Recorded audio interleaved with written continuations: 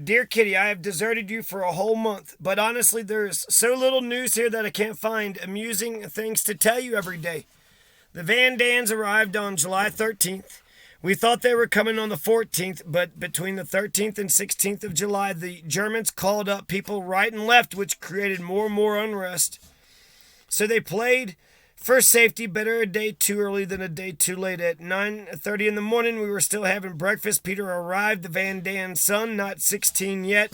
A rather soft, shy, gawky youth. Can't expect much from his company. He brought his cat Moosey with him. Mr. and Mrs. Van Daan arrived half an hour later, and to our great amusement, she had a large potty in her hat box.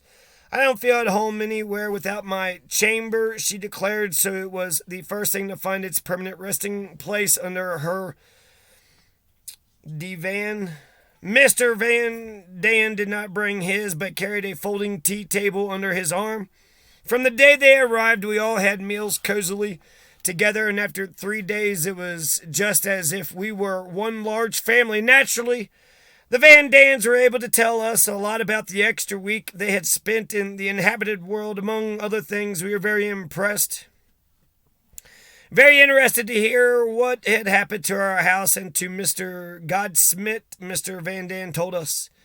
Mr. Godsmith phoned at 9 o'clock on Monday morning and asked if I could come around. I went immediately and found Godsmith in a state of great agitation. He let me read a letter that the Franks had left behind and want to take the cat to the neighbors as indicated in the letter, which pleased me. Mr. Godsmith was afraid that the house would be searched, so we went through all the rooms, tidied up a bit, cleared away the breakfast thing. Suddenly I discovered a writing pad on Mrs. Frank's desk with an address in Maastricht written on it. Although I knew that this was done on purpose, I pretended to be very surprised and shocked and urged Mr.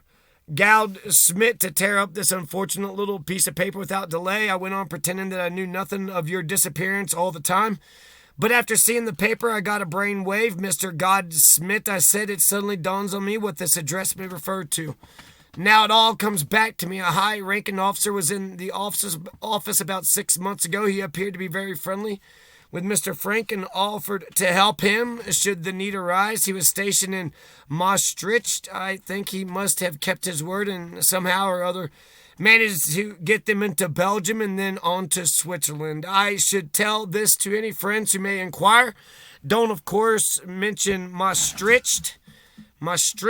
With these words, I left the house. Most of your friends know already because I've been told myself several times by different people. We were highly amused at the story, and when Mr. Van Daan gave us further details, laughed still more at the way people can let their imagination run away with them. One family had seen the pair of us pass on bicycles very early in the morning, and another lady knew quite definitely that we were fetched by a military car in the middle of the night. Yours truly, Anne Frank. Yours truly, Anne Frank. It was August 14th, 1942, Friday.